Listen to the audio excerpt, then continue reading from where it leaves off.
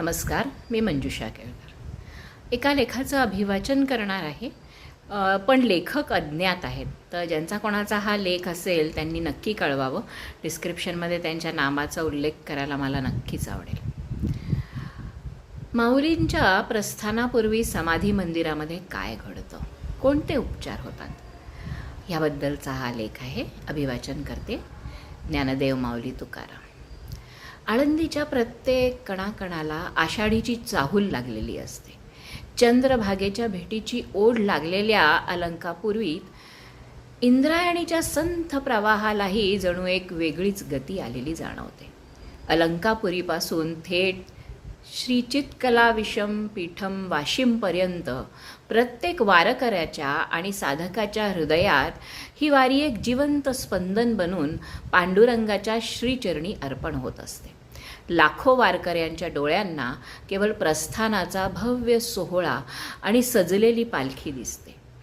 पण या दिव्य अशा सोहळ्याच्या पडद्यामागे देवळाच्या बंद दाराआड आणि समाधी मंदिराच्या गाभाऱ्यात अशा काही भावस्पर्शी परंपरा पार पडत असतात, ज्या सर्वसामान्यांच्या नजरेपासून आजही दूर आहेत.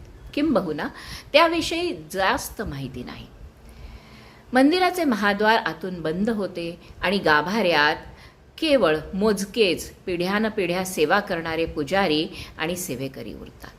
बाहेर लाखोच्या वारकऱ्यांचा गजर सुरू असतो, पण गाभाऱ्यात मात्र एक अत्यंत हळवा निशब्द, आपण त्याला शब्दातीत म्हणूया, कारण तो अनुभव पलीकडचा आहे, आणि डोळ्यांच्या कड्या ओलावणारा विधी सुरू होतो. यातील सर्वात भावस्पर्शी विधी म्हणजे प्रक्षाळ पूजा. प्रक्षाळ म्हणजे धुणे किंवा शुद्ध करणे. वर्षभर माऊलींच्या संजीवन समाधीवर भक्तांनी वाहिलेली लाखो फुले, तुळशीची पाने आणि सतत चाललेल्या अभिषेकाचा ओलावा दूर करण्यासाठी ही पूजा केली जाते.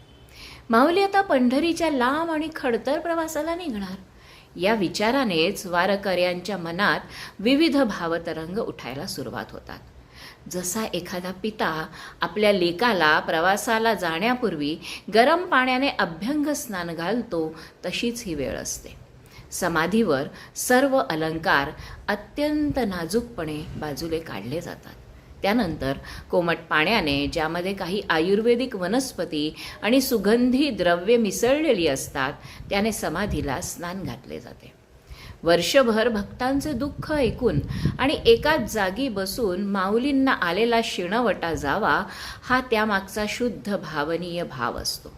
स्नानानंतर समाधीला खास चंदन आणि वाळ्याचा थंड लेप लावला जातो, जेणेकरून प्रवासात माऊलींना ऊन लागू नये. हा विधी एवढा जिवंत असतो की चंदन उगाळताना आणि तो लेप लावताना पुजाऱ्यांच्या डोळ्यातून वाहणाऱ्या अमृतधारा त्या चंदनात नकळत मिसळून जात असाव्यात. यानंतर चलपादुकांची तयारी होते. या पादुकांना एक खास मऊ वस्त्राने पुसून त्यावर अष्टगंध आणि केशराचा अत्यंत सुगंधी लेप चढवला जातो. भक्तांच्या इच्छेखातर एरवी राजाधिराजासारखे भरजरी वस्त्र परिधान करणारे माऊली प्रस्थानाच्या वेळी मात्र एका सामान्य वारकऱ्याच्या वेश धारण करतात.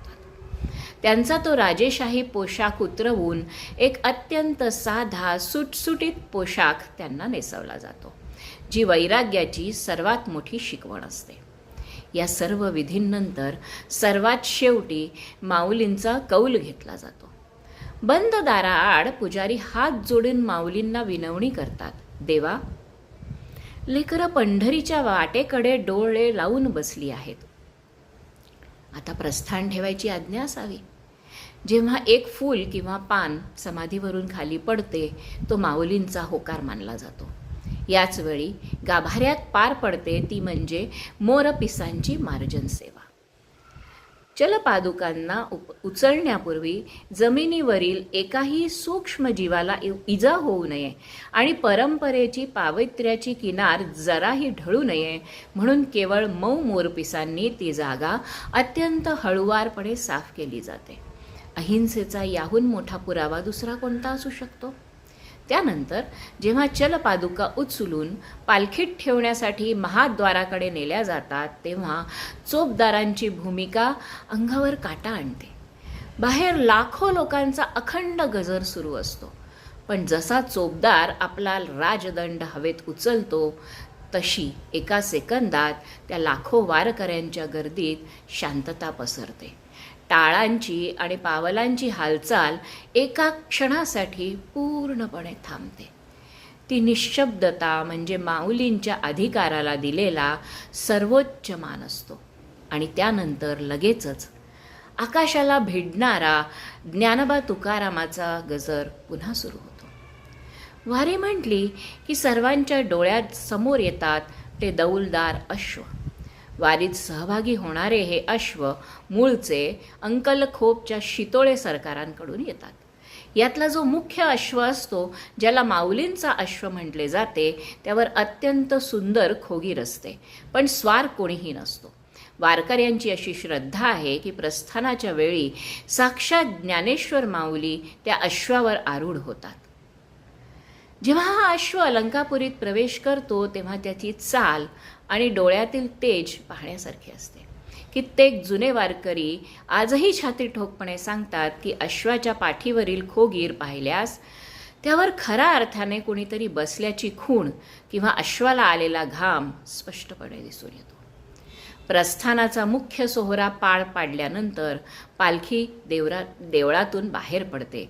ती थेट आजोळ घरी म्हणजेच आळंदीतीलच गांधीवाड्यात विसावण्यासाठी. जशी एखादी लेक सासरी जाण्यापूर्वी लाडक्या आजोळी एक रात्र हट्टाने राहते, तशीच ही माऊलींची आजोळी मुक्काम असतो. तिथे त्यांना अत्यंत लाडाने नैवेद्य दाखवला जातो. तो वाडा त्या एका रात्रीसाठी साक्षात वैकुंठ बनलेला असतो. पण या सगळ्यात सर्वात हृदयद्रावक प्रसंग असतो तो पालखी देवळातून बाहेर पडल्यानंतरचा. जेव्हा माऊलींची पालखी मंदिराच्या महाद्वारातून बाहेर पडते तेव्हा जिथे भक्तीचा महासागर उसळला होता तिथे आता एक वेगळीच शांतता पसरते. ते वातावरण नेमकं कसं असतं हे मलाही शब्दांमध्ये उतरवता येत नाही. त्याचा अनुभव मात्र मी निश्चितच घेतला आहे. ज्या पुजाऱ्यांनी माऊलींना आपल्या हाताने सजवले ते ज्ञानोबाराय पंढरीला निघत आहेत आणि मागे फक्त एक निशब्द पोकळी उरली आहे, अशी ती विरहाची भावना असावी. वारी हा केवळ एक प्रवास नाही, तर तो शेकडो वर्षाची शिस्त आणि मानवीय भावनांचा एक जिवंत श्वास आहे. या परंपरा केवळ रूढी नाहीत, तर त्यामागे दडलेला आहे ईश्वराशी असलेला अद्वैत नात्याचा एक अथांग सागर, जो दरवर्षी आषाढीच्या निमित्ताने नव्याने उसळून वर येतो. माऊलींच्या वारीतील या प्रक्षाळ पूजेपासून ते चोपदारांच्या दंडाच्या शांततेपर्यंत प्रत्येक वारकऱ्याच्या मनात असलेले ज्ञानोबाराय, हृदयात असणारे पांडुरंग परमात्मा, वारकरी श्री ज्ञानोबाराय आणि पांडुरंग परमात्मा हा त्रिकोण म्हणजे प्रत्यक्ष वैकुंठ. आणि हो, महत्त्वाचे म्हणजे हे सर्व शब्दांच्या पलीकडचे आहे. चैतन्याच्या अनुभवाला शब्दात कधीच म्हणता येत नाही, त्याचा फक्त अनुभव घेता येतो. चला वारीची तयारी करूया.